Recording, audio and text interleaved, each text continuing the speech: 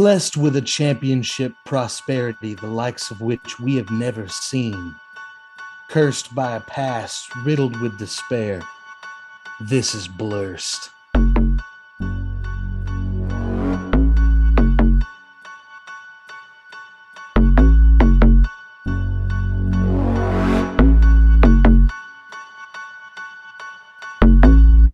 Man, I can't find an offensive coordinator. Let me put this defensive coordinator at that position now. That's I like kind of like it. the further we get from like the Tom Brady era in New England. What do you guys think?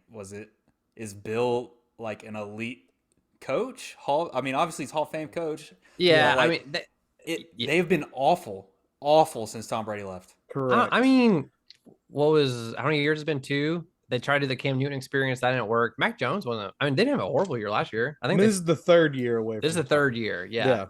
And this honestly, though, looks to be the worst year. So yeah, I don't know. It was bad. I still think Bill is a legendary coach, and I think it's a little bit of both for sure. Yeah, he's definitely a legendary coach. And their defenses I guess what's become clear to me is that he is still a legendary, like, defensive. He's one of the best defensive minds ever. Yeah. And great at running an organization, I think. But I think it's quite clear that they don't do what they did as a dynasty without both he and Tom. Yes, without both of them together. And I think something too that's important was Tom, while he was in New England, yeah, he had like that one record-breaking year, but his numbers weren't the top of the league every year. Like he's had more numbers for the Buccaneers in a shorter term than he did in New England offensive wise. Like I think he touchdown production. Last year was the most amount of pass attempts he's ever had in his career, or something like that. I think I heard something stupid too, that he's thrown as many touchdowns like in the last 3 or 4 years than he did in like his first certain amount of years, something like that. I don't remember what it was, but he's been a statistical anomaly in Tampa. It's just been incredible. I started the recording, by the way. We heard that. Did y'all see that? I thought we might as well try to capture that in case we're actually do something good. Yeah. Did y'all see keep it on the NFL memes tweet today? And it was as a Falcons thing, and showed every single game we've blown over the last. I try to avoid that, Blake, because I remember them all. I don't need some statistics. Let me tell you some statistics though. This got me pretty. Where is it? Did I like it? Did I? You sent it in our Twitter group. Did I? Yeah. Wait, no. I think you put it in the meme Discord. That's it. I did. Yeah. The May Discord. The May-Mays. The May-May. Let's check the May-Mays. Would say. Look at that. Yes. Look at these losses. That's what you get for not going to college, Bryce. I mean, 28-3 is still the worst, but guys, do you remember that game we lost to the Dallas where we're up 39-24 with less than 5 minutes? I remember it. That was Dan the Quinn, first right? game of Dan Quinn's last season. Yeah, there we go. Yeah, I think that Bears game was also it was Dan the best Quinn of era. times. It was the worst of times. Blake, can you pin? Are you the only person that can pin something in? No, if you just right-click something, you can pin it. Well, see, that's what I thought, but I don't see that. I'm literally right-clicking. Me neither. No, you have to go to see on the right side of whatever message it is. There's those 3 little dots. You can click pin message over there. Like, you click the dots. If you go to click the dots, hit more. Yeah, there's pin message. It's still not there for me. I think you're the only person that can do it. I got speak, copy message, mark unread, create thread, and reply, and that's it. What? All right, I give you perms. Well, all I was gonna do was careful. Yeah, I might be out of this Discord. Yeah, exactly. All I wanted to do was pin the meeting link for this. Yes, I'll do that. That's probably a good idea. Yeah. Where is that in general? Yeah, I think it was. Yeah, general. How was your weekend, Aaron? It was not great.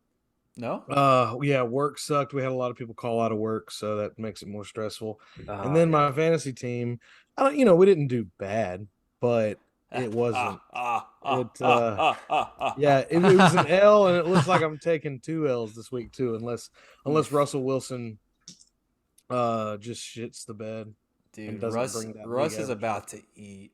Yeah, I think he is.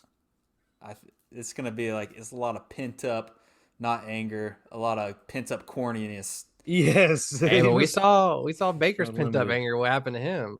That's true. What the fuck was weird. That was the worst part of it all. Was I think they gave CMC the ball like 13 times, maybe. Dude, Matt Rule's not a Wait, good so you coach. were working yesterday, right? Yeah. So you didn't get to watch much of the game. Did you go back and watch like most of the Falcons? No, I caught the very end of the Falcons. He saw saw the how part it that happened. hurt him the most. Why'd you watch any of the game, Aaron? No, as to be fair, I watched it on break, and that's when we were up by like 2 scores. But True. But anyway, I watched all of the 4:00 games, so I got off like right at 4. So I got home at like 4:30. So it was nice. Still a good day of football, but yeah, most of my team had played by then. You did get fucked over on one thing. The Christian McCaffrey like recovered Baker Mayfield's fumble and then ran it for 30 yards or something like that. But it didn't count towards and it fantasy doesn't stats, count. Yeah, that feels ridiculous to me. I'd have no idea. It's because of the NFL rule of only the person that fumbles can recover and advance their own fumble. No, they gave him the yardage. Oh, did they? Yeah.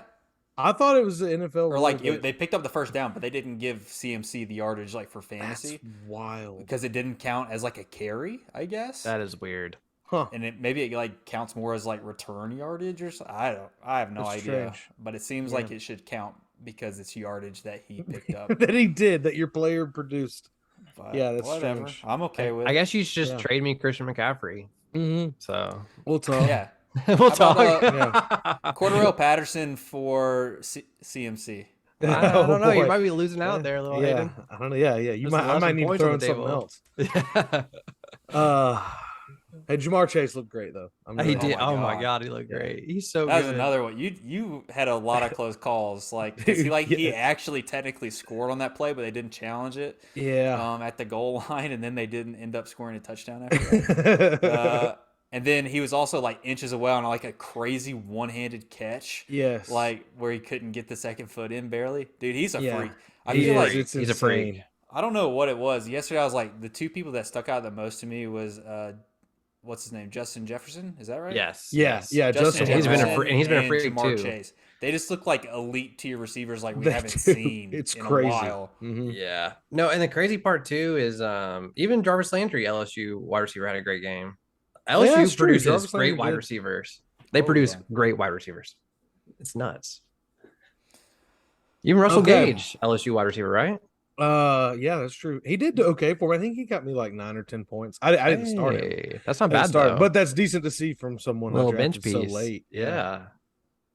I like that. Yeah, all right, cool. Oh, and Garrett Wilson had an okay debut. I think he had like 5 catches. Yeah, Joe Flacco, give him the rock. Mm-hmm. How about that? Joe threw the ball 60 times. Well, I think it was 59, but still, how many did he complete? They didn't even. I think he only completed like 35 or 33. Yeah. Tough, and dude, when Frank goes, I'm just gonna call it right now. The Jets are gonna win the game. I was just like, all right, we've watched the same Jets team all preseason. Like they're not good. Speaking of them though, didn't Michael Carter do okay? He got really well. Yeah, he got like 15 or some odd points. Yeah, I mean, I think Michael Carter, I don't know if he has the build to be a lead back just because he's a little smaller of a guy, but he's so talented. He's always going to be included in the game plan. Like Gray said, he's the heartbeat of that offense. Because there's not anyone else. Yeah, that's about it. That's about it. There's no choice. All right. So should we? I guess might clip this and put it at the end or something. Who knows? Yeah. Bust it. Decent. What? Who wants to? What episode number is this? 13. I think it's more than that. Is it more 15? than that? 15? I think it's 15. The blurs of the weeks that we started and stopped have thrown me off with numbers. It did. It screwed me up number wise too. Why don't you hit us with the intro here, Aaron? Oh boy. Okay. All right. So we'll get a little intro in. God, remind me, Hayden. Go back to it with me. Of the blurs to the wickedness. Yeah. Oh, you don't have to do the whole. I just meant like do the welcome. Yeah. All right. Cool. All right. Let's go ahead and bust that then. Folks, welcome in. This is episode 15 of Blursed, your favorite Atlanta sports podcast. That's right, folks. Atlanta sports podcast. I am joined today, as always, by Bleezy Blake. and old H-cum Hayden himself. Folks, how are we doing today? How was y'all's weekend? Hey, what's up? Hello. I was telling Hayden this earlier. I had a really chill weekend. The missus went off to a wedding this weekend, so I played video games all weekend long. It was Hell great. yeah. I won a Civ 6 campaign playing as old Teddy Roosevelt. Yeah. Oh So my goodness, we love to hear that. I had a little diplomacy victory. So I Oh, put hours in this weekend. I was about to say that's beautiful to hear. I'm not gonna lie. That It got was me going. it was a blast. And then my fantasy team won this weekend, both my leagues. So that felt good. And the Falcons played well for 3.5 quarters. So that also felt good a little bit. Did that the loss hurt. No, the loss hurt. And it was a heartbreaker. It was kind of like a roller coaster ride of a weekend sports wise for Atlanta, right? I mean, UGA played fine. Like, they didn't cover the spread of 50 odd points or whatever but that's it was. 55 points to do. Then also the Braves and Falcons both fell apart in dramatic fashion on Sunday, so that was a little upsetting. They did. Speaking of which, I heard a debate earlier today on 9 on the game. What loss was worse? The Braves losing their 2 games and then the Kinley explosion, like the 2 homers he gave up, or the Falcons loss? I would say Falcons. Yeah. Yeah, I mean both very bad, but I think the Falcons one is worse, just given how there's only started the game 17 games. Right. Yeah, exactly. But I will say got a little bit longer of a leash. I'll agree. I also think the way the loss happened was way worse because just how dominant you were for most of that game. But there were 2 quarters at least of dominant. I know you said 3. It was 3. I'd say it was 3. Watching the game, it was 3. Yeah. It shouldn't even been it should not have been a game in the 4th, and we'll get into it a little bit. But I will say the thing about the Braves was like there's more impact with the Braves losing than the Falcons losing because the Falcons aren't expected to do much this year. So like if you're talking about expectations, I feel like it just hurt watching the Braves lose because Kinley blowing saves, and we can get into this in Hayden's topic, could be the difference between winning or losing the division this year. Sure. And so that's the only throwback I would have. I feel like there's a good argument for both, but I agree. Falcons loss hurt way worse. Yeah. I would say, I think the compiling factor of like the Falcons not expected to be good, but then they put on such a great performance in the first half and the third quarter. It being the first game of the season, they can kind of turn around the narrative and maybe get a little momentum. But no, then they turned out to be what we thought they would be.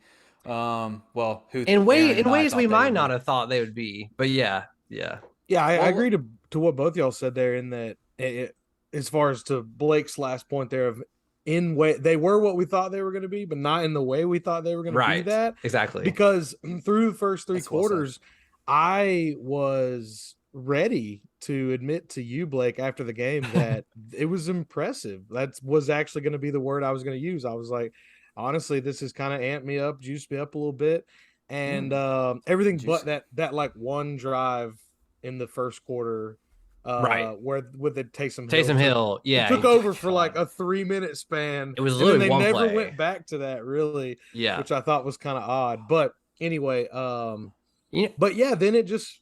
We all saw what happened in the 4th quarter, and that we could just dive into Falcons first if you want. Yeah, that's what I was going to say. Why don't we just bust that? Let's just do this. Yeah. So, all right. So the Falcons game, I kind of I put a little note, like a disclaimer in my notes, just to remind ourselves expectations. That was on bottle it in, Blake. That's in parentheses for myself. And I used the period at the end the right way. Yes. But I just wanted to say, as like. I also wrote this about myself.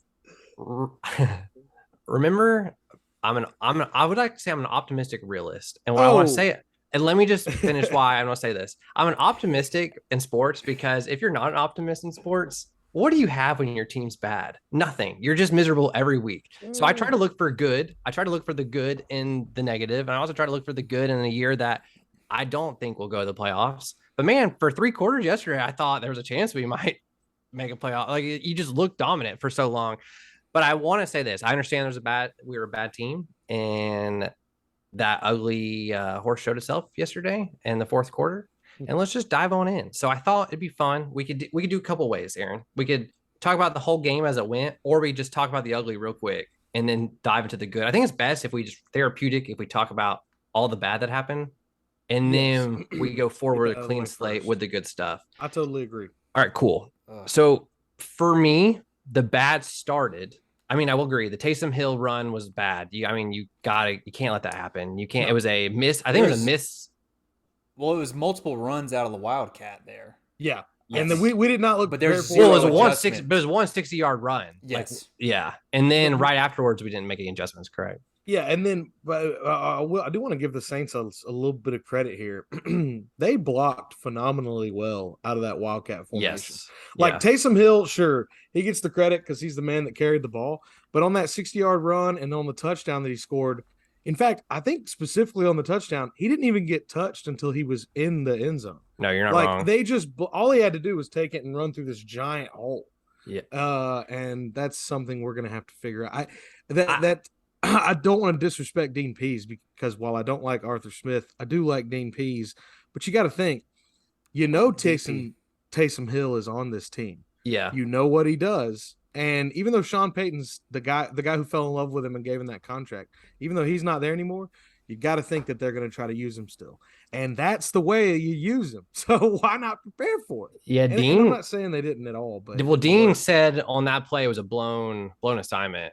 Okay. By one of the players. So I mean, who knows whether that's true or not? But it was apparently it was a blown Seems assignment. Like maybe more than one player blew an assignment. Right. Because by the way that hole looked, if it was only one assignment that was broken, that assignment was huge. That was a pretty. There was a missed tackle too on that 60-yard run where one of our secondary hit him early and just couldn't bring him down. I'll say though, like if we win the game, that play does not matter. It doesn't matter. And we're not talking about it. Exactly. But see, we talked about this though. We talked about this. In order for the Falcons to win, they almost have to be perfect. We did talk about that. And it comes up. You can't, if you're the Falcons this year and you want to win games, you can't give up 60-yard runs. Hell, that was the longest play. We never even gave up a play longer than 50 yards last year. So that part, it broke that record from last year, how we gave up 0 plays over 50 yards. So that was the first ugly of the first half. And I would say the only other first half uglies for me was just watching Marcus Mariota in the pocket sometimes. It's just awkward. It's just... I've never seen anyone like him that is so night and day in the pocket versus out of the pocket. It's incredible. It's like he doesn't know what to do with his feet when he's in the pocket. He doesn't know how to set and throw. But when he's out of the pocket, I'll be honest with you, one of the best throwers on the run in the entire NFL. It's incredible. And you see that Art dials up a lot of play action, a lot of rollouts. And I think it's because he is comfortable out of the pocket, because in the pocket, it's just, I feel like he's going to make a mistake every time he's standing in the pocket. He has been in the NFL for 8 years. Yeah, I don't know how as a quarterback, how do you not develop positive pocket presence? And then I'll take it a step further. He's not comfortable when he's under center, which that's something that came back to bite us later. Oh my God, yeah. But that's why so many snaps are out of the pistol, I think. And I think, oh God, which is gross to just look at because I don't like that formation. What are we, Nevada? Yeah, I mean, come on, we don't run. Or Oregon? Are we? What was Chip Kelly? Oregon right now? Yeah. It took me a while to figure that out. Maybe until we fumbled, I was like, "Oh, that's why maybe that's why we're in the pistol, because he can't handle a fucking snap." He can't, dude. And we were talking about. How do you not learn that in high school? Just start with that. Well, we were talking about this last week about Ritter and when should we want Ritter to come in, and he didn't have that bold prediction that Ritter would. Did you say week 3 he'd start? Yes, I said that's another thing. Pin that message and find it. Later on. But yeah, he might. But after the game, I was thinking, wow, Hayden might be right, just because. Oh, I think there's a lot of things that went wrong in the second half, and we're about to peel that back. But Marcus Mariota was the one thing that held us back yesterday. I think in the first half we're up 16-7, I think at halftime or something like that. I can't remember the score, but the point is we should have scored more touchdowns than we did in the first half. The score, it should have been out of hand by the time we got to halftime. Yeah, it could have been 25-28. Yes, and Marcus Mariota is one of the reasons why it wasn't out of hand. Our offensive schemes look great. The offensive line gave up 0 sacks the whole game. 0 sacks. I think there's only one pressure. Based on everything we talked about. Right? Now To that point, I do want to interject here, though. It is harder to get a sack on all those boots and rollouts that you run and things like that. So I think that's also probably part. They're playing into Mariota's strengths and doing that, but they're also getting the pocket moved so that it's easier for the offensive line. Yeah, but even playing against like Cam Jordan away from and Davenport, I was just impressed with the offensive line, especially after last year, because I'm pretty sure the Saints got like 6 sacks against us in one game. It's amazing what putting Jalen Mayfield on the injured reserve list will do for you. Looks pretty nice. And Caleb McGarry can't be out there. And Caleb McGarry's playing like a man. Like he decided he wanted to earn his contract this offseason. So it's coming off season.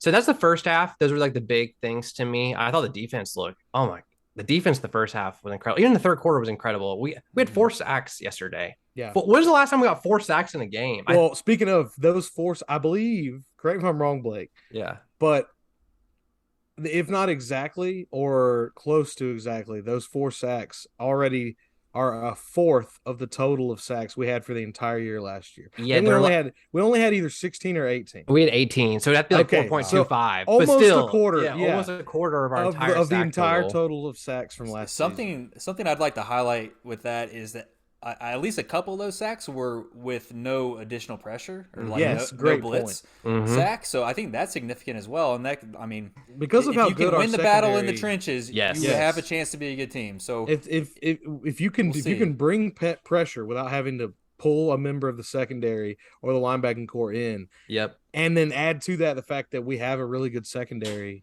I think that's a recipe for success right there. I agree. And I think something too, if you're going into later in the game, and this will be part of our negative at the second half, is that Dean Pease got a little conservative in the second half a little bit. He did. He stopped bringing he stopped down the pressure. We started playing more of a comfort zone. And it's like, there's something that did bother me last year about Art. I will be honest about this. Art was a little conservative last year. And he got conservative at the end of this game. I will give him a little credit in this game. On that 4th and 1, your thought is, well, Mariota fumbled the ball twice in the last quarter. Like, do I trust him trying to get this 1-yard line? Cordell Patterson's done 12 more carries than we thought he would this game, trying to carry the rock way more than we thought he would. Well, let's just pin him back on the 10 and make them go 60 yards in 30 seconds with no timeouts. That one I agree with. Like, a lot of people are giving him hell for on that 4th and 1 with 40 seconds left for punting it. And it's like, or 4th and 2, it was a 4th and 2. But it's like, it was conservative. Mariota can't do a QB sneak from under center, so that's the issue. And it's kind of hard to sneak from the pistol. And I mean, it's Smoking Joe said this. Yeah, right. You can see Smoking Joe said this correctly. I thought, which I really liked, was that you make conservative play calls when you expect your team to execute well. But when your team doesn't execute the plays, your conservative play calls can come back and bite you, which is what I feel like what happened yesterday, because you get. Mariota has that fumble. Well, we're in the red zone, right? When he fumbles that ball, and he has the first down. All he has to do is slide. I'm yelling at the TV most of the day. Slide. And then after a while, I was like, you know what? Don't slide. Get hurt. Let Ritter play. Like, I don't care if you don't want to slide. Then don't. Then like to get take the hits. I don't care. I don't know what y'all think watching him. No, I totally agree with what you said. I think I was saying the same thing. He slid one time. I think he slid one time. Yeah, it was at the end of the game. And you pointed this out too, Hayden. He threw behind a lot from the pocket. On the run, he's hitting people in stride, but in the pocket, he throws behind, and our receivers are getting killed. It's because I don't think he gets how to set his feet and use that for power. Like, he doesn't understand. He doesn't step into his throw. Yeah, he doesn't. Yeah, he doesn't understand the throwing motion when he's not on the run, which baffles me, given that, like Hayden said earlier, he's been around NFL coaches for 8 years now. You'd think one of them could have broken through. But so is Mariota your second point here of like the bad that you wanted to talk about here in the second half? Yeah, so Mariota is like I highlighted him in the first being weird in the pocket, and the second half is just decision making. It's like you got to slide on that in the red zone when you're about to score. You don't even have to get the first. It's not a 4th down where you're running right there. Like, you're trying to get the first, but it's on a 3rd down. Like, just slide. Even if you're short, slide. We'll take the 4th and 1. We might go for it, or we might kick a field goal and we go up another possession. We go up 3 possessions, then like slide, because that's the icing on the cake. If you score right there in the 3rd, you win the game right there. That's all you have to do. But he doesn't. He turns it over. They go down the field and score pretty quickly, and like that changes the momentum. It just shifted the whole momentum of the game. And then you have a team, the Saints, who, let's be honest, like, they're probably a playoff caliber team this year. As far as, I mean, they got talent all over the entire Matthew on defense, Cameron Jordan, Davenport. I agree with the talent thing, but we looked better than they did, and we did. And I mean, it's just tough to say it in week one, but I mean, we definitely looked the better team. I think we did. Yeah, they stole the game from us. Like, I feel like the Falcons look better now. Whether we just had our best game of the season, we'll find out, because like that. And we'll get into a little bit of how does this translate to the rest of the season. Something else I wanted to point out is something bad. Was I have a lot of Mariota stuff on here. The defense in the fourth quarter, and it may be because they're gassed at this point. Here's the thing: when your defense holds the opponent to 7 points in the fourth, they're doing something right. Like you can't get mad at the defense for blowing it right there at the end and blame the defense because they've been doing their job the entire game. No, when the offense needs to score more points early. And I never do, as far as like, because I think you just brought up the perfect point for that. I know a lot of people do blame them for comebacks at the end of games, but that's not who you blame. For instance, just like in the 28-3 Super Bowl, I don't, for the most part, blame our defense for that. I mean, you hold Tom Brady 3 points. Tom Brady 3 points through a half, more than a half. I think, right? Anyway, and it was to the end of the third, almost for the third. And so, same thing in this game. Something's going to break, and with this league being as offense heavy as it is, what's going to break is the defense. If your offense can't do anything at all, so it's on them. It's on Mariota. It's on. All you got to do is take care of the ball. Play calling as well. And I want to add. So before that punt decision, even there was another fumble by Mariota on a 3rd and 1. On the snap, yes. That's the one he had to take under center, and that's what I was talking about. So that allowed them to get the ball back. And they scored again off that. So, like, that's the thing. It was Mariota. Their game-winning drive. I hate blaming one player because I feel like yesterday's loss was a team. There's a lot of different things about the team that led to the loss, but Mariota did not help the cause. Like turning over the ball, especially, and like you said, giving up an easy 3rd and 1, a manageable first down on a bobbled snap that would have been an easy first. And if you get that first down, you win the game. Like we have our chances, and you shoot yourself in the foot. And like we talked about, the Falcons cannot win games this year when they hurt themselves. They have to play near perfect. And also, I wanted to look. I'm looking at Marcus Mariota's box score here. Yeah. And one thing I just wanted to bring up: he didn't play bad. No. Per se. If you look at his stat line, he went 20 of 33 for 215, no touchdowns, but also no picks for a 50. He had a rushing touchdown, I think. Yeah. Oh, did he? Yeah, he had a rushing. He did. Yeah, he did. Yeah. That's another thing. Wasn't that easiest goal line touchdown you ever seen, Hayden? Where he? Oh yeah. That was incredible. He was able to get that snap from under center. But yeah, that's another thing to bring up. And that was an interesting QB sneak too, because they pulled the right guard. It was awesome. I thought was really cool, and they were able to get around and like it was like the biggest hole I've ever seen on a quarterback sneak. When you mentioned, I was like, wow, I've actually never seen a quarterback sneak where he dives untouched into the end zone, not over the pile or anything, just between the line. That was crazy. Yeah. What were you gonna say, Aaron? I was just gonna say. We talked about before the game, the Tyler Algiers thing being inactive was a mystery. Yeah. And well, it kind of, if you go look at the stats after the game, it kind of makes sense a little bit. I know Damian Williams did get hurt. He only had 2 carries for 2 yards, so that was disappointing. But, and maybe his injury was more of a byproduct of why what I'm about to say occurred. But you got Cordero toting the rock 22 times for 120 and a score. I mean, that's crazy. It's crazy. But then Marcus carried it 12 times for 72 and a score. Yeah. And he actually had the longest run of the day for 16. So, I don't know. I just thought that was interesting, and maybe they, going into the game, were planning on running Marcus more or giving him the green light to run. There's a lot of RPOs. Yeah, I mean, exactly. You're right. I think they want him to run, and they even today in the press conference, they asked him, "Have you talked to Murray about sliding?" He said, "Of course I have." We talked before the game, but we've talked after the game too about sliding. Yeah.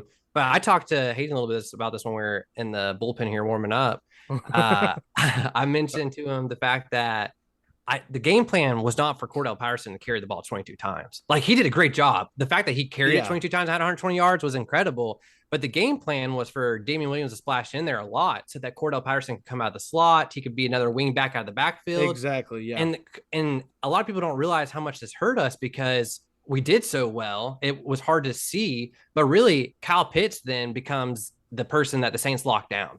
Like if you Yeah, watch any of the highlights, they have 2 men on him almost the entire game. And when Very Cordell true. Patterson can't come out the side to help kind of alleviate some of that pressure, everyone's just going to stop Pitts. So that means people like London, Zacchaeus, Cordell Hodge have to like step up, which they did. I feel like everyone played well, but a lot of people were like Drake had a knocking. decent. He had a pretty good debut. He had a good game for the looking amount at here, of 5 catches, 74 yards. Yeah, and good catches. And I mean, for the amount that Mariota was throwing, I feel like he had good receptions. The issue I had though was a lot of people were today like saying, "How can you not scheme open Kyle Pitts?" And it's like, hold up, they played what the defense gave them. Yes. It's not like the Falcons' offense stuttered the whole time. They didn't. They played really well. Kyle Pitts is there. The Saints took Kyle Pitts out of the equation, and we went elsewhere, and we did a good job elsewhere. The only time we didn't score was when we fumbled the ball. Yeah.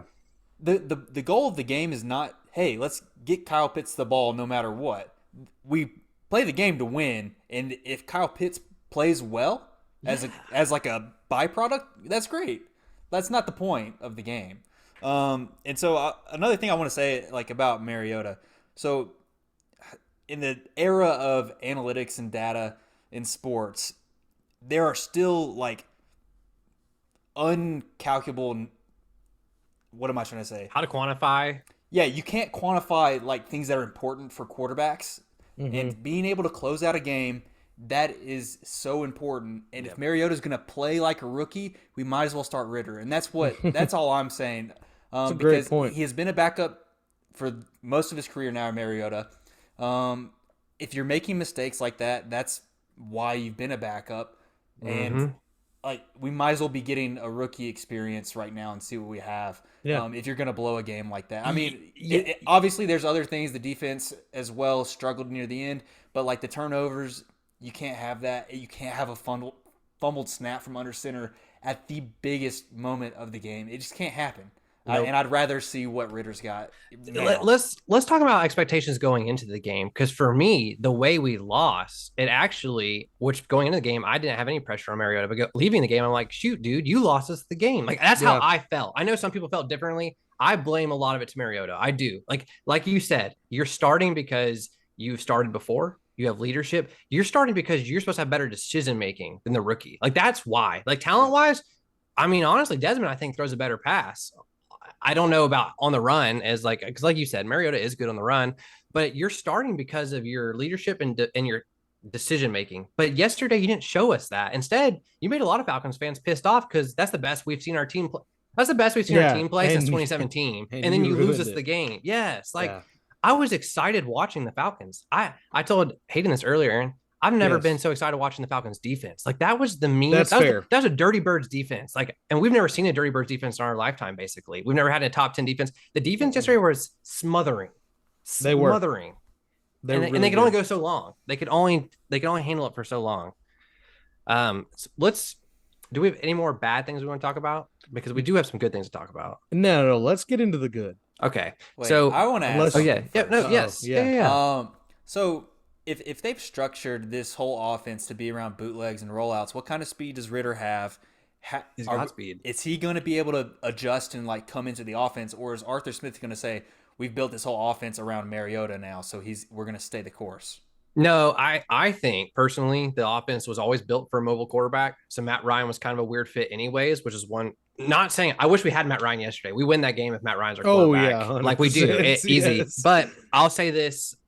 The offense is built for someone who's more mobile. Tannehill is a little bit more mobile than Matt Ryan was. Yeah. Desmond Ridder can run the ball. Like he ran really well in the preseason. He ran well in Cincinnati. I think it'll be an easy transition. And I think honestly, we have better pocket success if Ritter's in the game. I mean, to me, watching Ritter throw in the preseason compared to watching Mariota throw yesterday and his throws in the preseason, Ritter's a better pocket passer. I think right now, today, he's a better pocket passer. Okay. I was just curious, like, if that would be a hindrance to a transition. No, he's fast. If that would disrupt the offense. But if it's not, like, he's obviously might not have the top speed that Mariota does, but that's not necessarily the most important thing as a quarterback as far as, like, being able to find space and pocket presence. Right. Okay. That was the last thing I had, just because I really enjoy watching quarterback play, and I can get hung up on small things sometimes around quarterback play. So there's a couple of items with Mariota I was displeased with, and I thought definitely could have been better. Yeah. All right, take this how you will, but Desmond Ritter's speed rating on Madden is actually higher than Marcus Mariota's. That makes sense. No, it really by does. By point, 88 to 87. So yeah, that's still really high. Yeah, take it how you will. Jeez. That's his speed rating. But yeah, so we've talked about the good. A couple of things I want to say.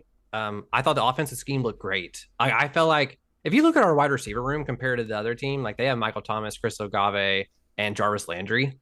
That's a pretty mean unit. If you look at ours, we have Drake London and Kyle Pitts, but then everyone else is like kind of question marks. I feel like our guys did a great job. Zacchaeus fumbled the ball, but I feel like he made up for it later in the game with some big catches. That was another thing though. That fumble did hurt because it hurt. It was it was a long catch, wasn't it? Yeah. It was a big catch on a big play, and it also was going to put us like on their side of the field again. Like, here's the thing: they could not stop our offense. It felt like we just hurt ourselves every time, every single time. But causing turnovers, I guess, is part of the sport. But it hurts when they're self-inflicted. Something else good I saw: trenches on both sides of the ball look great. Our defensive line smothering, our offensive line people movers. Secondary looked sharp until the end. Casey Hayward gave up that super long pass to Jarvis Landry right there at the end, which a lot of people are like pointing the finger at Casey Hayward, like this is one of your reasons we've lost the game, because he did that weird like turn. He played it like a slow. What am I trying to say? Like he was like lingering slowly on the guy, and it thought he had top help, but he didn't have top help. So then he runs back real quick to make a weird play. It didn't work out. But besides that, secondary looked good. CP season back again. Drake London looked great. And Kyle Pitts, even though he didn't have a major game receiving, I mean, he's pulling away the defense, and he's also did a great job blocking yesterday, which is something he did not do well last year at all, was blocking. Right. If you can keep Kyle Pitts in every play because he can block now, it's a big success for the team. I agree. I got so hung up on Mariota that there was also one other thing that I thought about when you're talking about the positives. The secondary. Our guy, Terrell, that's our number one, right? Oh, yeah, Michael Thomas. He got manhandled by Michael Thomas at the end of the game. He did. Michael Thomas, that guy, though, right? He hasn't played in like a year and a half, though. Like, this is his first game back. Like, but he caught both those touchdowns on slants. He did. I will say this real quick about because I heard a defensive back talking about this recently. It was Richard Sherman. He was talking about, here's the problem with being a cornerback. He goes, you can play well the entire game, and then they score once on you at the very end, or they score like twice, like yesterday, and now you had a bad game all of a sudden. Because Michael Thomas only caught 5 passes for 55 yards. Yeah, but it was for the 2 biggest touchdowns of the game. And one of those, the back shoulder, you can't defend that. Like, it was a perfect throw into a perfect catch. But I will agree, Michael Thomas made him look silly a little bit. He did. One thing I do want to point out, other people that I saw that I thought played really well, Richie Grant. Yes. I thought he led the team in tackles with 10. And I'm also wanted to point out the old UGA grad, the pickup in the offseason, Lorenzo Carter. He looked pretty good on the line, I thought. He had 2 tackles. He was in there on a sack. Yep. I think it was the one with him and Grady Jarrett together. So he had half a sack for that, and then he also had 3 quarterback hits just separate of that. And so, the rookie man brought pressure. AK had his sack, so that's good. First game, gets a sack. I loved seeing that. And then Michael Walker got a sack from playing the linebacker position. Mm-hmm. So, I mean, I'll be honest, I was so impressed with the defense. Like, I was very impressed. Every time they were out there, at the end, it was hard because you got torched at the very end. But there was so much positive to build off of. Some notes I just want to talk about as we remember this game and we think forward to the next game is, one, Falcons came into this game as an underdog. The expectations were low. They changed a lot of people's expectations for 3/4 of a game, and then it fumbled at the end. So then the question is this just the Falcons of old? Which I don't think it is.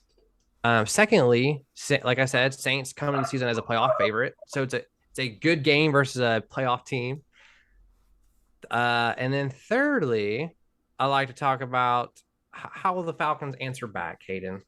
Do you think what? Who we got next week? The Rams, who just got destroyed by the Bills. I think I would have rather the Rams not be coming off a huge embarrassing loss to the Bills. I don't know, man. You give something first. I don't know. Okay, I don't know if we win next week, but we got to talk about here's what I want to say, and I'll wait till Aaron gets back here to get some water real quick. This is something I want to say. Aaron, we're talking about going into next week. Yeah. How will the Falcons answer back? And before we get into that, let's talk about expectations. What are your expectations going into next week against the Rams? Rams coming off a horrible loss. Preseason, we thought this would be a loss. We all said it'd be a loss for the Falcons. A bad one too. Yeah, a bad loss. Has those expectations changed at all? I'm split on that for me because I want to say that yes, they have changed. And part of me really feels like those first 3 quarters of dominance shouldn't be written off by how we finished the game. Right. And that we can look forward to the fact that the Rams didn't look very good at all. Granted, they played against a good team. Let's not pretend that the Falcons or the Saints are anywhere close to the Bills. Correct. From what we can tell so far in this year. But then also a part of me wants to think that, I mean, Sean McVay's a great coach. I don't expect Stafford to have 2 bad games in a row. And Cooper Kupp looked to be, I mean, we said prior to the season, I think all 3 of us said that we don't expect Cooper Kupp to have the same year, but that didn't look to be the case in this game. But he may be their only receiver this year now. That's true. That's true. So, but yeah, so I think I would actually side. So I guess what I was leading to there was, kind of a revenge, or not a revenge game for the Rams, but like a get back on track game. Get back on track game. Like they're going to be disappointed with how they started their title defense. They have more to lose than we do. 100%. Yes. So I'm afraid that will be how it plays out because it's in LA, right? Yes. Yeah. All right. So we got to go out there. First time this team's traveled, this year. But LA is like an away stadium for them, which is sad. But there's more Bills fans. Not saying the Falcons will travel well. I was about to say, if there's a team that will make it a home game for them, it's the Falcons. Yeah. Yeah. But yeah, no, I'm afraid that's how it's going to trend. But I am at least more hopeful than before the season. I don't think it'll be a blowout. And I think it's good. I think the Falcons should change some minds after last week. And if they didn't, I think you're crazy. I think you're crazy if you watch that game and go, nope, same Falcons, they suck. Because they blew the game and that sucks. It sucks how it happened. Like it's the most heartbreaking way they could have lost that game. But there were so much positives that you cannot dismiss leading up to the end. Hate him. Yeah, I'm on board with you guys. I think it's definitely a get right game for the reigning Super Bowl champions. So I would agree. I think we're walking into a buzzsaw a little bit. They're pretty pissed right now for getting just slapped around on a primetime game. At their home stadium too. Yes. Yeah. So and to add to that, one thing I didn't say was with how we lost. It's, if the Falcons are dejected and don't get over that this week and it's a get right game for the Rams, then it could be bad. And that's what I was going to ask. How do we answer back? Are we going to be dejected? Or because here I heard a lot of good things. I mean, of course they're going to say good things, but like Jarrett was like, we can't sulk on this. He goes, do you think the Rams are sulking that they lost last week? No, they're not. Right. He goes, we got to go out there next Sunday. We're going to have to try to win again. Like we can't. I hope that's the case. We are very experienced losers at this point for a lot of these guys that are on the roster. Yeah. I will say there's a couple keys, like definitely Mariota in the first half. If he comes out and he turns the ball over a couple times in the first half, I don't know why we wouldn't go to Ritter in the second half. I mean, maybe that's enough of a sample. Like, okay, whatever. Let's just see what we got and see what he can do against this really good defense. But also at the same time, maybe you don't want the rookie going up against the Rams defense. Yeah. But then also, I want to see what our defense, how they react after they kind of blew up at the end. At the end, right? Because which defense are they? Are they the one that blew up at the end of the game, or are they the one that played 3 quarters really well last week? Yeah. So, but I'm not expecting a win, not at all. Yeah, I'm going to agree with y'all both. I thought we could win the Saints game. Obviously we didn't, but I thought we could win and we almost did. I don't think we win the Rams game, but what I want to see out of the Falcons is I don't want a defeatist attitude. I don't want a dejected team. I want to see a game. I want to see, because if there is a culture change that Arthur Smith's been talking about and Dean Pease is talking about, if there's a culture change, you got to prove the culture change. You don't have to win this game because, like you said, these are Super Bowl favorites, Rams. They just won the Super Bowl last year, but you got to make a statement and just play a good game. Like you have to make it competitive. It needs to come down in the fourth quarter. What's going to make me upset, and if we start to see a trend here, is if the Falcons are in the game the whole time and then Mariota throws it away or something like that. Like if we see back-to-back games where Mariota's the problem, everyone's going to be screaming for Ritter to start because the Riddler you have to unleash the Riddler, because if you don't know, if he's not going to be an elite quarterback that you can take on next year, you got to draft one or you go for Lamar Jackson, which is becoming more realistic now that Lamar did not get re-signed. So you have to see what Ritter Lamar has. wants more guaranteed money than Deshaun Watson got, which rightfully so, in my opinion. He's better than Deshaun. Yeah, I would agree. Like, that's like over $230 million guaranteed, basically, which is crazy, unheard of. But like, it's still nuts to me the Browns gave Deshaun Watson that contract, especially what he's coming off of. But anyways, yeah, so that's definitely what we have to figure out, right? Well, if it shows you... we have to do at quarterback for next year. We have to, which is why Ritter's going to have to play eventually, especially if Mariota throws games. Like, and I'll say this: I was watching the game yesterday, and I was thinking, wow, if Lamar Jackson was our quarterback right now, we'd be up 3 scores. Like at halftime, it probably would have been 27-3 or something, 27-7. Like, we would have scored so many points, because that just shows you the difference between a good quarterback in this league and a great, like an okay quarterback and a great quarterback in this league. Everybody out there, like, I'm calling this now. We're recording this on Monday before Monday Night Football.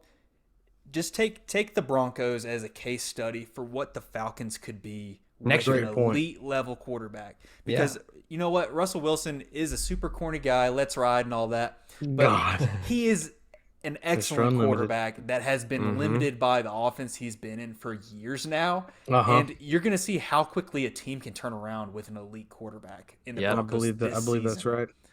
So, I mean, hopefully they don't get nailed tonight, and so you're listening to this and just hear me. Yeah, just ignore what he just said. Just ignore it. Just spewing off nonsense. But overall, as a season, I think that's going to be like a microcosm of like what could happen. We have the talent in Atlanta now. The line, if they are playing like that, and we have the talent on the line, on both offensive and defensively, we have talent on the outside. Calvin Ridley coming back. Who knows? I mean, if Calvin Ridley comes back and plays next year, and we have Drake London and Kyle Pitts, and then just give us a quarterback, I mean, that's a playoff team. Like, I think that's fair to say. One quick before we wrap this discussion about the Falcons, what would be besides winning the game? What's a good outcome for the team? Like we all said, we think they're going to lose this coming week. What would make you still feel good about the direction of the team? Like if the defense comes back and plays, I think a really close game, like a 27-24 loss that didn't involve a crazy comeback at the end. Right. Who knows? Maybe we're down and we come back and fall slightly short. That would feel better. That'd be cool. It would feel better. Yeah. But no, I'm looking for an even game that neither team has to come back in. And like you said, as far as in the category of feels good in a loss, that we shore up the fumble issues across the board, not just from Mariota, but from the ball. We had 3 fumbles and we recovered one of them. One of them, yes. And so, and then also just looking at utilizing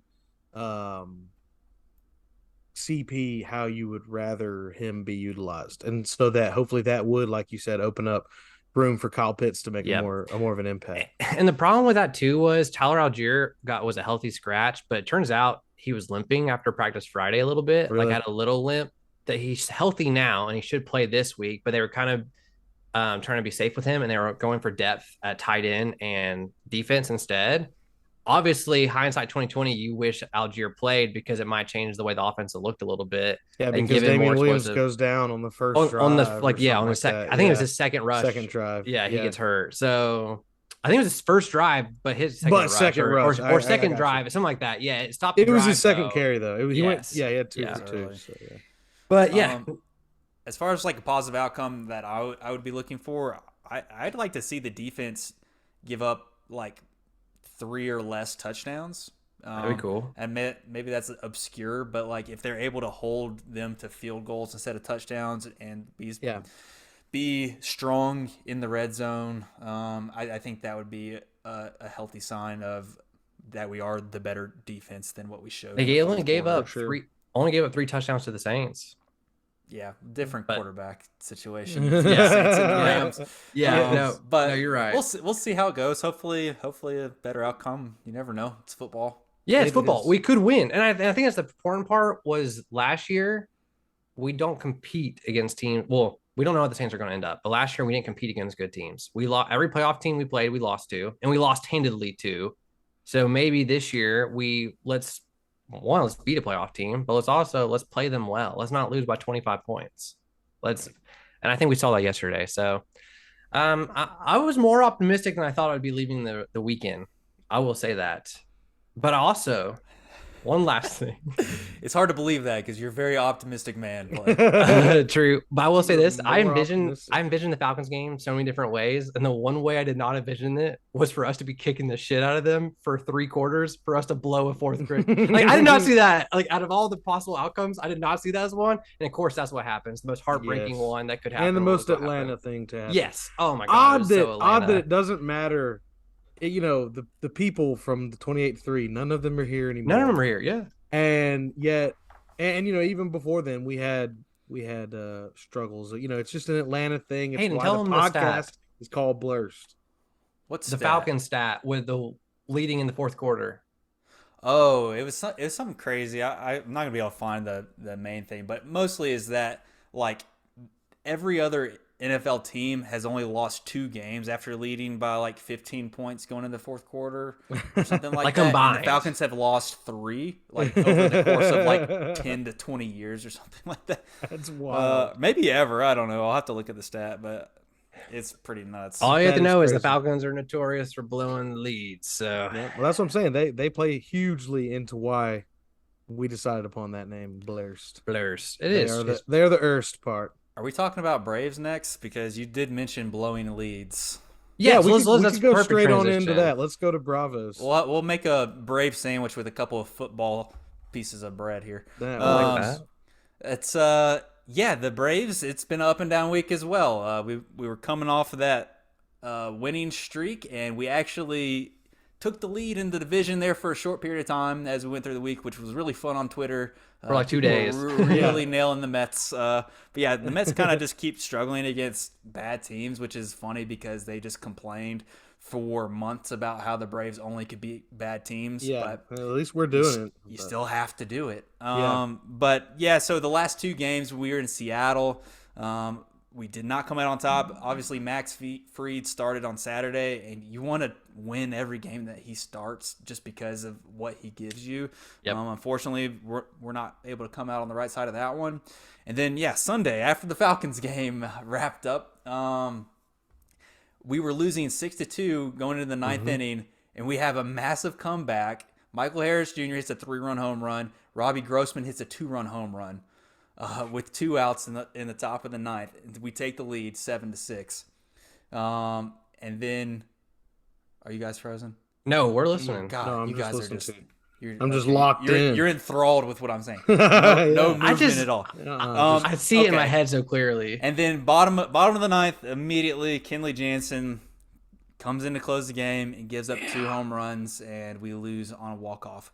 So it adds to our closer woes a bit and what we've been talking about, and now the conversation is flowing again. What are we going to do at closer? Well, it's like I said earlier, if you don't address the situation, you may end up blowing the division because you're losing games that you should win. Now, I will also go back and say last year, everyone thought Snicker was dumb for keeping Will Smith as closer. And then he goes on and becomes Mariano Rivera in the playoffs and has, you know what I mean? Like, but yes, but he did though. He was unhittable. He did great. So is Snicker hoping that happens again? Well, one thing I want to ask as far as that is also like, where are we at with Iglesias? He's really good. He's a stud. He's given up like 1 or 2 earned runs since he's gotten here. So did we not bring him in to kind of help with that role? Now, I know we didn't bring him in thinking Kenley would. We brought him in this season for high leverage innings, but he's also under contract for like 3 additional years after this season. Yeah. So Kenley's not. He'll be gone after this year. Yes. Because we're not gonna dish out $16 million again for 1 season for Kenley. No. But yeah, like we're expecting Iglesias to be our closer for years to come. So then why not at this point give him a little more looks with Kenley struggling? Is it so mental with pitchers that you are afraid to do that in fear that it would hurt Jansen even more as far as mentally? It could be. I mean, it depends on the guy, I guess. But yeah, closers are like kickers. They really are. And like it's all about routine. And then like if one thing goes wrong, it can throw everything out of whack and it's over. Right. In my opinion, strategically, I've said this time again. I don't care who's pitching the ninth inning. I want the matchups to make sense, and I want our best pitcher against the best hitters. Very good point. And so it's tough to say like what's going on. It could be Snit is like no matter what, Kenley is one of our high leverage pitchers, and if he doesn't turn it around, then we're not going to do it anyways. Like we're not going to repeat as World Series champions if Kenley does not figure it out. The same way I was defending Ronald Acuna Jr. earlier this year. We go as Ronnie goes. We go as our best players go. If they're not performing, we're not going to win. Yep. So maybe he keeps throwing them out there to get that turnaround. Maybe we start seeing every other save and then opportunity, and Iglesias does get some opportunities, or Minter or Matzik. They both can handle it too. I don't know. It hurt me after the game. They asked Snicker about it, and he goes, "Well, he's saved 3 of his last 5." There's 2 block saves. And you look, Smith is like just giggling in his office after saying that one. And if you look back further too, he's blown 3 saves in his last 7. So it's not been a good trend recently. But when he said that, I was just like, come on, Smith. Out of his last 5. Yeah, that's I mean, he has the most saves in baseball as well. So he does. The hard part though is like go ahead. I was just gonna say when he's on, he hasn't ever looked dominant though all year. Like that's my issue with it is that he leads the team in saves, but it's probably one of the reasons because we're winning a lot of games. We're putting him in a position where he can get saves, but 2, in his saves are not always pretty. Like I don't remember the last time I watched him go out there and just gun 3 down or have a 1-2-3 inning. Having a guy that is a top tier closer is such a rare thing. Somebody that can go out there and get 3 straight outs in the 9th. Like there's almost no closer like that in the game anymore. Obviously we had it in Craig Kimbrell in his prime, but he's not that guy anymore either. Although he's had some success with the Dodgers here of late after he changed his walkout song to Let It Go. Let it go. Hey, if it works for you, buddy, so be it. It's a great song. It's symbolic. But yeah, it's just a really hard position. And there's interesting statistics about like how many save opportunities actually end in like 3 consecutive outs. Right. And it's pretty low. So everybody, obviously it's a high pressure thing and everybody feels it too. You feel nervous no matter what. You feel a little bit nervous that 9th inning. You can be winning by 10 runs and you feel you're just like, it's the 9th. You never know what can happen. Yes. Well, and I think to your one thing I wanted to add with you saying as far as how rare it is for someone to come in and just bang out 3 straight and do that consistently. I think especially in now, the modern game right now, one thing that's even more important for a good closer is to not let that affect you, is to have the ability to come out and maybe put 2 guys on first and second with no outs and then get a double play and then maybe only allow 1 run and then close the game out. You know what I mean? Something like that. And I don't feel like Kenley, like I think that's his main struggle per se, isn't that he's not getting 3 straight outs. It's that when he puts someone on or we're up by 3 and he gives up a solo homer, he doesn't let that go. And he's getting older too. So maybe that's the thing is like he's not the same guy. Maybe that's what's messing up mentally is because he used to be that guy that could do that and like rear back and he could finish it no matter what. He doesn't have that same gear anymore. So maybe that's kind of causing like a roadblock. But that's a good what hurts too is having him as your closer is the fact that because like this scares me going to playoffs is that his windup's super slow. Like it's easy to take a base on him, and I'm just really worried that in the playoffs we're up 1 or 2 runs at the end of a game and they get a steal and it just leads to an easy run. Like I don't know because go ahead. Sorry. No, I was just gonna say because you could have a guy, the leadoff guy get to first, then he gets maybe he's still second, and you have a couple outs, but still a fly out can get the guy home eventually. You know what I mean? Like if you can get over to third, all you need is a fly out. Sack fly. I was gonna say because I think you guys will enjoy this, even though it's not per se a real life comparison, but been playing a Braves franchise in the show, and I have Kenley still, And talking about how slow his windup is, I've actually blown a few saves myself with him, but only because his windup is so slow when it, because I use the meter pitching. Yeah. So the windup goes down so slowly, and then it flips back. So to try to time the button press to get good accuracy is insanely hard with him because of how slow his windup is. You thinking about benching him? Yeah, honestly, yeah. I've thrown Kirby Yates in there a few times. He's got a good overall rating at this point. But yeah, I just thought that was funny that you mentioned this windup. We'll have to see how the situation plays out. But again, maybe it could be Snit. He has led us to 4 consecutive division titles now. He led us to a World Series last year. I have to believe maybe he doesn't care if we win the division. He knows we're going to the playoffs. That's a good point. I hate to hear it, but okay. He obviously he wants to win the division, but but we're it's going not to the playoffs no matter what. Yeah, right.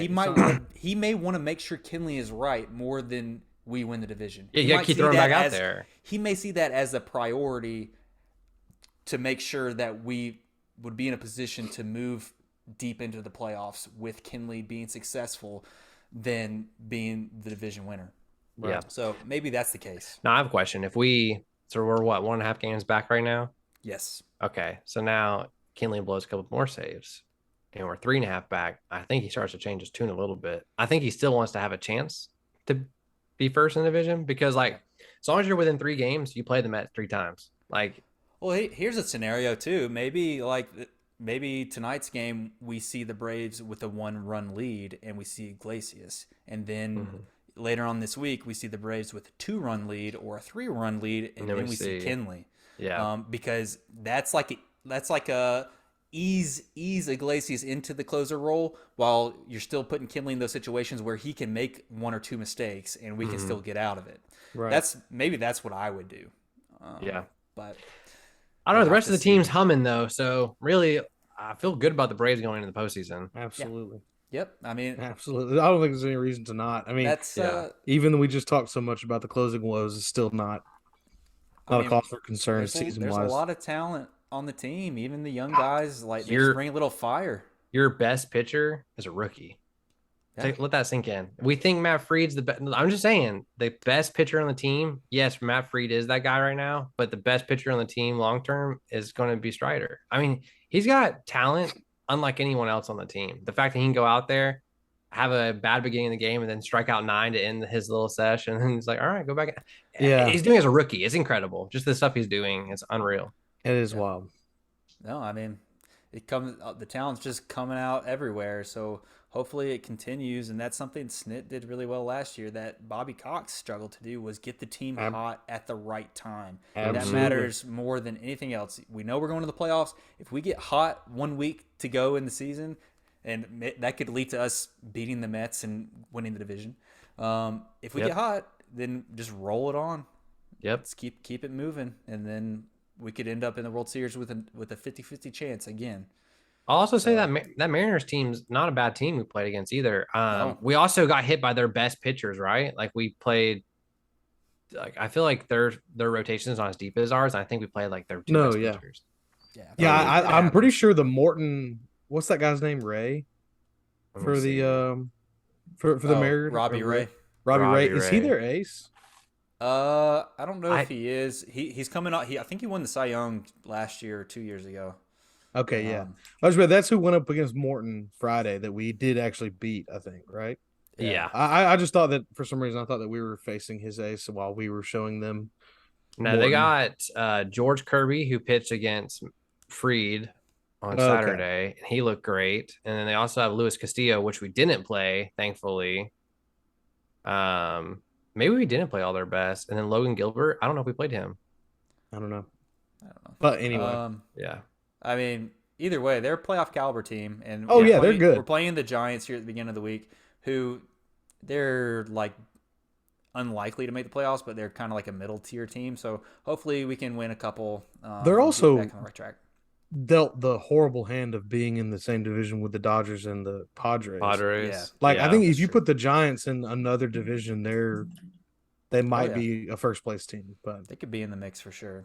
Absolutely. But Anyways, let's that was a little bit more downbeat and negative. Maybe we go back to the positive to wrap it up here with well, where do we want to start? Well, why don't we continue a small bit of the negative so that we can fully wrap up on a good positive? There we go. All right, so let's talk Atlanta United for just a second. Is it all negative though? They won. It's not. It's not all negative, even though as this season as a whole has been a huge negative. But within this microcosm of a piece here, there is a bit of a silver lining, and that's that we won, and we won in a cool way.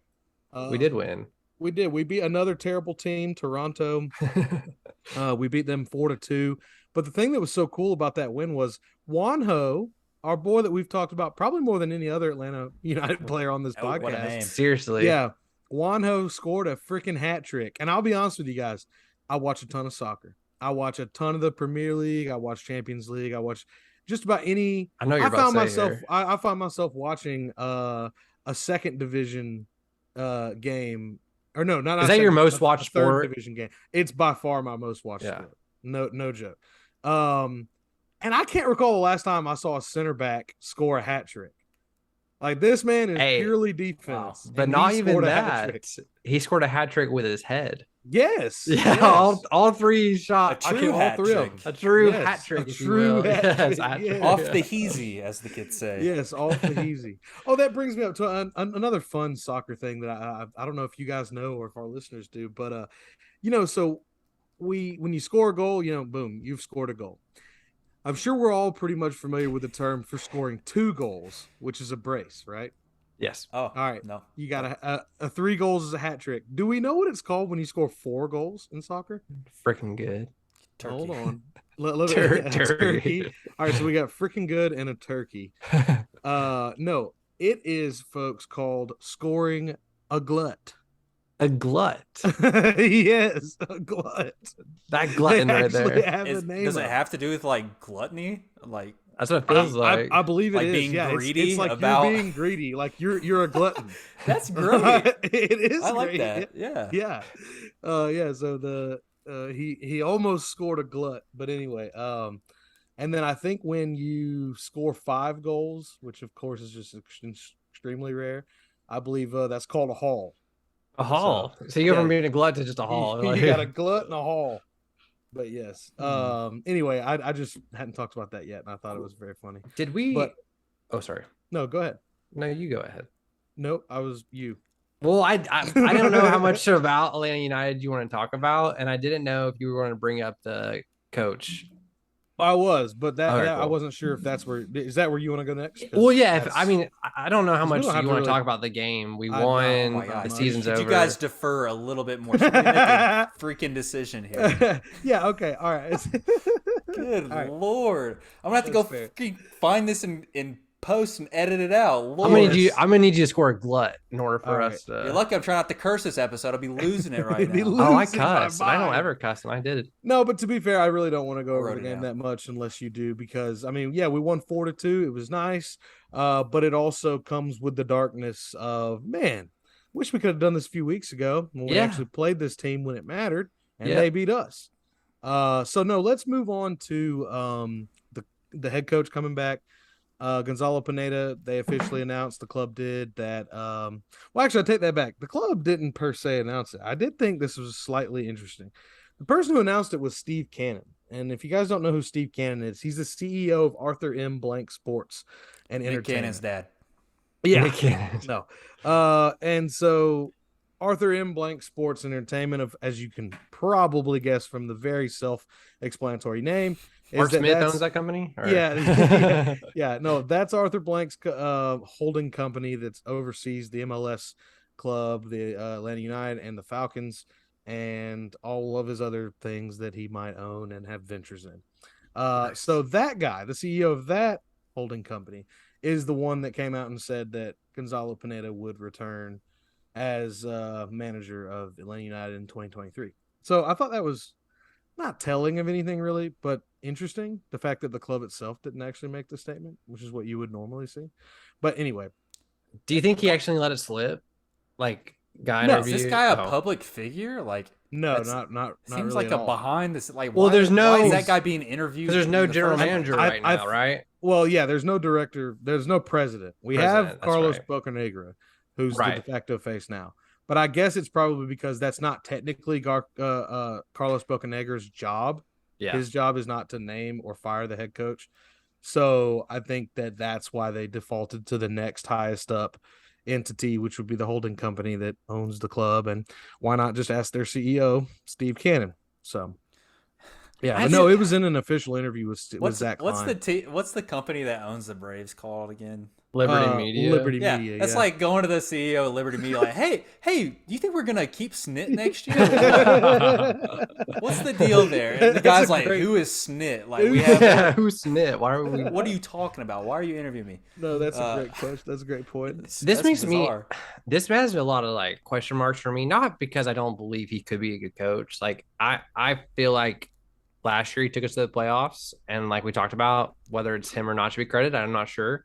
This year the team was plagued by injury. Were there some games that I felt like were winnable that we lost? For sure. Right. But did he also just have a horrible dealt hand to him this year? Yes. I mean, I'll agree with that. We lost. And that's, I think in the end, no matter what they say, that's why he's returning. I think if Guzan never got hurt and you still lost like Miles Robinson and stuff, I still think we might be a playoff team, because keeper play was a major reason why we lost some games. Yes, it was for a while throughout the season. So I get that, but my question mark more is like, what does this mean about like Martinez? Because I just don't see them meshing long term.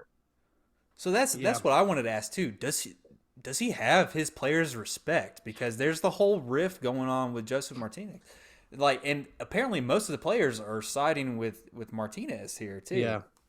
And of course, I guess we want to talk about the rice and chicken incident. Was that when Martinez went there and flipped the? Yeah, you bring it up. Yeah, it was because I don't think we talked about it on the last pod, did we? No. Yeah, no. When we lost last week's game that fully put us out of any sort of hopes for the playoffs against Portland, Gonzalo was in there giving a pregame or a postgame speech, and he was doing his usual like, "Oh, I'm still proud of you guys. You know, we fought hard and we did all this." And apparently, mid speech, they had like this table set up for their postgame meal that was apparently a bunch of chicken and rice dishes. And Joseph Martinez stood up and like flipped the table and was like, "Fuck that! We did not do good. This is bad. We do not deserve to be hailed for this performance. This year was a travesty." And so Gonzalo Pineda, apparently, I also heard reports that after that he tried to calm him down by being like, "Hey, I was going to give you, Joseph, the game ball." And he like hands him the game ball, and Joseph slapped it out of his hand. Oh my God, I love this. And apparently after he slapped it out of his hands, they like got in each other's face and altercation, had to be separated. This is awesome. and then you're going to announce the same week you're bringing him back. Like, it's not a great look. Not always good to be disrespectful to like your superior, but like, right? What's going to get your team more riled up and like gung-ho about the next game, like even when you're out of the playoffs still, or just like getting some momentum going into the next season, like somebody pouting about, or like somebody with a little bit of fire, and like somebody that's mad that this is where you are in the season. I love that too. And to your point too, Hayden, that you kind of hit on was, it's not, maybe it wasn't the best way as far as to voice your frustration was. But the food did nothing to him. Yeah, that's fair. And that does hurt that they lost a bunch of chicken and rice. That actually felt really bad for me to hear. But I think there's something we're not talking about, which is that in a lot of ways, athletes do have to take being an athlete like everyone else takes their job. You know what I mean? But I think this is one way where they don't.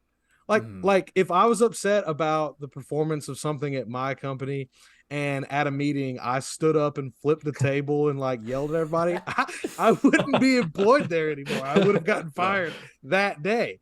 But this is one of the few ways that they are different than our job. If you're a star, you can do that. Well, not only if you're a star, I think even if like, I don't think even if like a younger player did that like he would have gotten cut. Like he wouldn't have got the equivalent of fired. But yes, you're 100% right though, Blake. The fact that he is a club legend and deserves a statue outside of the bins, in my opinion. All he did was give him a 1-game suspension, which technically was the game we won 4-2, but we had to find 3 goals from a defensive player though. So anyway, are we gonna buy that contract out? Wait for Wanho? Yeah. Yes, I have to, hope right? to God. In fact, I was looking. I haven't read the article yet, but the guys at SB Nation's Dirty South Soccer. Dirty South Soccer. Who do a great job covering Atlanta United for them. I was on their website earlier today looking at stuff, and there's an article that I'm going to go back and read because it says it's entitled "The Night That Wanho Became an Atlanta United Legend." And I need to go back and read that, yes, because that is so true. But anyway, so yeah, that's the Atlanta United sitch. They came out and said that Gonzalo Pineda is going to come back.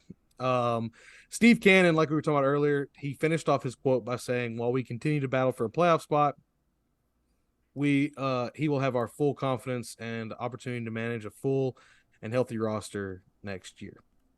So, and I think some people were confused by that because I saw some people commenting and saying like, "What do you mean while we continue to battle for a playoff spot? Like we are already out of the playoffs." But I think what the quote was saying that next year, as long as we're in playoff contention, he'll remain the head coach, I think is what they were saying. So interesting. Yes. All right. So that was talking soccer. Yeah. Good talk. I really don't know how to feel. I don't know how to feel about it. Like I said, like there are goods and bads from it. We'll see. All right. So let's finish up this football sandwich here, or this Blursed sandwich with football bread, as Hayden said, by going on with, wow, you guys got the 2 pieces of bread on your hoodies there. We do. Look at that. Blake's got the bottom level, so let's hit the top.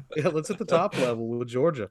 So yeah, we played Samford coming up. That's right, folks. Samford. I had to with an M in Sanford Stadium. Yes, in Sanford Stadium. That's correct. But I had a few people at work on Saturday. They asked me, "Hey, who's Georgia playing today?" And I would say Samford, and they went, "Oh wow, Stanford. We haven't played Stanford in a long time. That's a pretty good matchup." No. Samford. No T. No T there. No N. Sam Ford. Yes.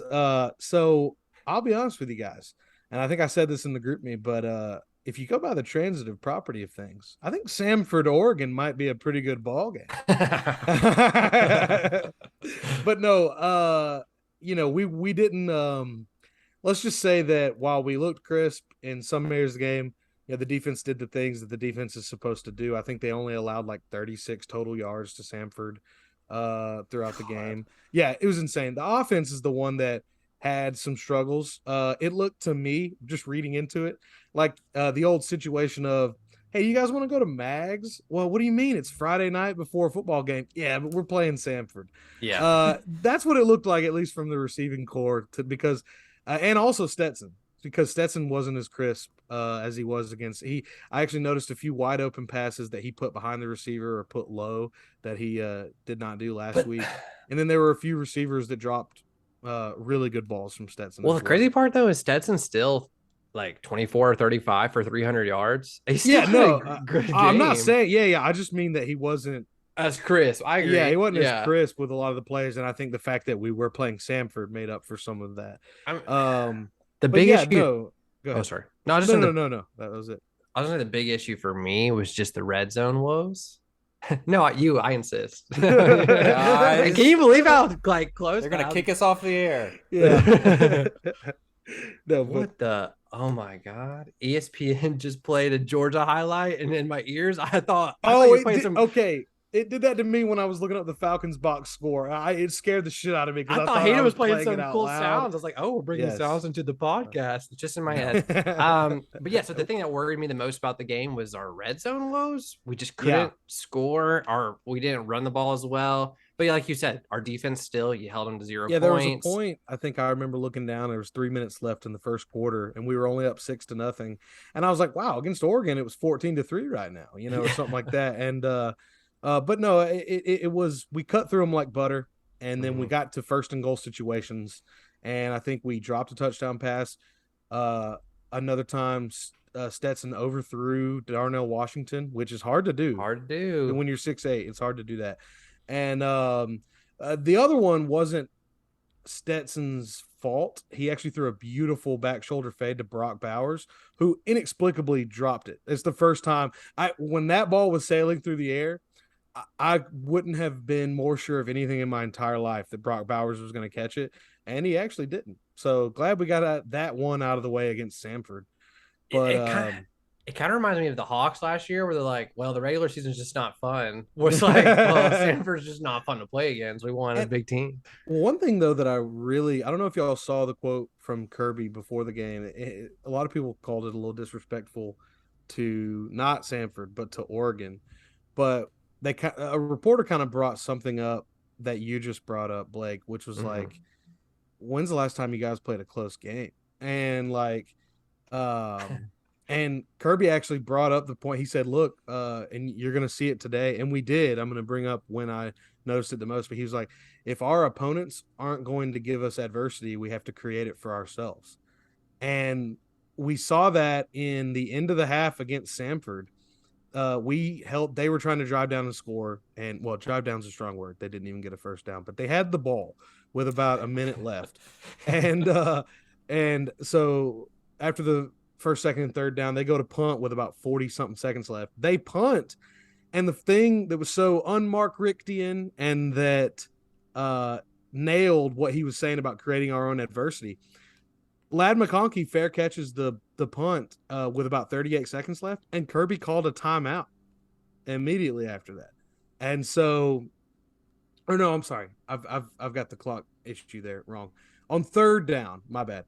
He calls a timeout. Yeah, on third down before the punt, he called a timeout to make sure that they could. He wants to practice 2-minute offense. Yeah, he wanted to get wanted to get a quick drive down and go to score. Which, like I said, Mark Richt would have never done that back in the day. And it proves what he was saying of like, hey, if our opponents aren't going to make these games close, then we got to try to work on close game situations in these games ourselves. Yeah, I will say this. It's funny to say in a game that's 33-0, but the yards really paint the bigger picture of this game. We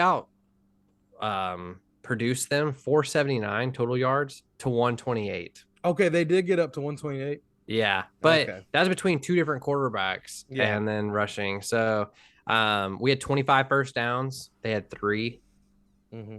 They had 1 turnover, we had 0, and then the time of possession was 40 minutes to 19. So like, here's the question: are we gonna give up a touchdown versus South Carolina? Let's. I'm gonna go ahead and predict no. I'll be honest with you.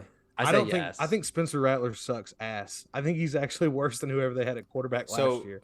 We're going into South Carolina on Saturday. Looks like a noon kickoff there. They put up 30 points on Arkansas. I know they lost, but I watched a little bit of that game. Yeah, Rattler's he's just not that good. He's just not that good. Well, there are some plays that if you're good that you make and keep you in the game. Like he just overthrew some open receivers at times, which that's something that we have to look out for. If he actually connects on some of those, they might score a long touchdown. So what are your guys' thoughts going into Columbia? No, I think it'll be another blowout. I think that it'll be hopefully the first wake-up call for Georgia, though, kind of like Tennessee was for us last year. An away game against a team that is better than people might think. And so I think that might be the case here. Yeah, maybe if they do score, maybe South Carolina goes down and hits us with one early or something, or maybe the offense doesn't look that good early. But I think we have no reason to think that Kirby won't have a game plan or an ability to change things up that won't lead to anything other than us winning by 2 or 3 touchdowns or more. Yeah, no, I agree with that. I think South Carolina actually will score touchdowns on us. I don't know. I don't see our defense replicating what we did last year. What quarter, though, do you think that touchdown will now that I don't know. I'm just looking at the I'm looking at the stats from the Arkansas South Carolina game. Arkansas rushed for 295 yards against them. So this is our running backs have to we haven't had a great running game yet. No. Like we've had combined, they've had about 150 yards. Let's talk about that stat that I think Hayden, was it you that posted it in our Twitter group? That Georgia actually has the second highest passing offense in the nation this year so far through 2 games. I think Sam said that. I thought in the group, maybe. Okay, no, maybe I did post it. I thought one of you did, but either way, that's just man. Could you imagine? And that's what we didn't do it last year per se, but now that we have the quarterback, I mean, it's just crazy to see that Kirby's actually allowing Todd Monken to do the offense that he wants to do. That's one thing I'm curious looking ahead into, like playing an actual SEC opponent this weekend. Is the passing game going to look more crisp like it did against Oregon in week 1, or is if it's looking a little bit sloppy like it did against Stanford at times, are we going to start turning to the run game a little bit more? Yeah. I think it's what we talked about last week, though, is that I think Kirby and Todd Monken are smart enough to like play to the strengths of whoever we're playing against. So we just saw South Carolina got waxed for 295 yards rushing. I could see us doing a lot of heavy running earlier to set open the play action pass. And then I'm not saying we won't still throw for 250 plus, but I think the target for Georgia this game should be at least 150 yards rushing, if not more. Yeah. I don't know. College numbers are always so weird though, because like hell, you could even argue 200 yards rushing. Yeah, it is. Some little highlights that we haven't talked about yet. That was Kentucky beat Florida over the weekend, which was, I mean, it shows you who the second best team in the East is. It's Kentucky. Tennessee looked good against Pitt, so maybe Tennessee is the third best team. We'll see. I think Pitt's still a good team too. I don't think that's a fluke ranking by them. No, I agree. I think Tennessee did a great thing on the road up there. Yep. And then also you had 3 upsets this weekend. Ooh, boy, did we. Georgia Southern going up and beating Nebraska in Nebraska. That's right. That was incredible. How Scott Frost even got on the bus back to the locker room is beyond me. Like, what? Can we talk about that for a second? Nebraska had Bill Pioli, I think was his name, or Bo Pioli. What was his name? Bo Pelini. Bo Pelini. Bo Pelini. Wow. Oh my goodness. Bo Pelini. I think, did you say Bo Aioli, like the mayonnaise dressing? Close. Bobby All gumbo over there. Yeah. No, so he coached there for like 4 or 5 years, and I think he averaged like 9 to 10 wins a season. Went to 3 or 4 conference championships. And they fired him. And it then was the reverse Mark Ricking. Like, he got fired for the same reason as Mark Richt, but at really Nebraska, good. Who does nothing. No, that's what I'm saying. Like, being really good for a long time, but never winning a title, and then thinking they deserved titles. So they fired him, and then boy, it did not go the Kirby Smart direction. No, they hired a guy who went 7-7 in his first, or 6-7 in his first season at UCF, and then he catches fire, goes 13-0, and has that perfect season, and then he does nothing, absolutely nothing in Nebraska. Another team with a shocking result that did a reverse Mark Richt with Mac Brown. Texas out of nowhere. Maybe they're back. I don't know. They ended up losing to Alabama by 1, right? I didn't watch it. Based on Twitter, it sounds like Texas got cheated out of a victory. So at the end of the game, when they were driving, let's see. I think it was, I don't know if it was an and goal situation, but it was certainly a red zone situation. And there was like this toss play to the outside. And there was one of the most egregious face masks you'll ever see. Happened right in front of a ref. Like, the side judge was staring at it because it was coming towards him. A Texas player rips the helmet back of the ball carrier, tackles him for a loss, and they don't call it. Wait, you mean Alabama player did it to Texas? My bad. The Alabama player did it to Texas, and they don't call it. And so Texas is forced to settle for a field goal, and they miss the field goal. Which, and then Alabama went. Yeah. Well, it wasn't that would have been to go up. To go up 2 possessions, right? Alabama scored. It would have been 2 possessions. That field goal would have made it a 2-possession game instead of keeping it at 1. Yeah. But man, it was tough. And then there was also a weird play early in the game where Bryce Young actually got sacked in the end zone, or so it looked.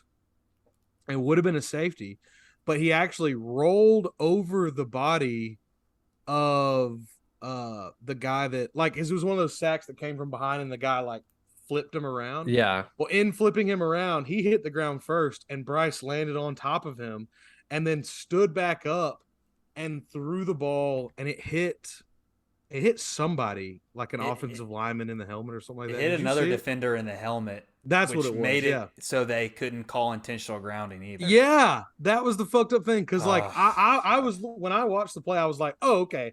Well, even though he wasn't down, that's intentional grounding. And then I didn't think that was a part of the rule. I didn't know if it hit a defender that it. What if they just wrote that in real quick? Wow, yeah. Alabama must win.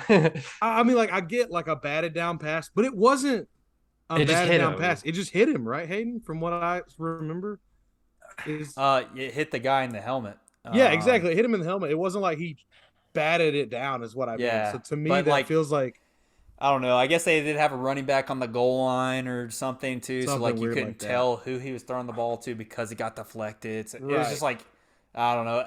Honestly, Alabama had a lot of things go right to win by 1 point to an unranked Texas. Yeah, it should be said it was played in Austin, which makes some difference, especially if it was played in Tuscaloosa. To be a little different, probably. That's fair. But I mean, maybe it means that Alabama is a little bit worse than they were last year. It shows the big weakness is their offensive line. Like, I mean, really, we talked about this going into the season. A lot of pundits around the nation talked about their tackle was Neal, I think. He got drafted in the first round, but like that was their best lineman last year, and they didn't replace him with anyone crazy. So, no, I agree. I think Texas or Alabama looked beatable, and I think Georgia may have had a wake up weekend this last weekend. Like, I think not scoring 50 on Stanford might be a wake up call. Who knows? We'll see. But I expect dogs keep rolling.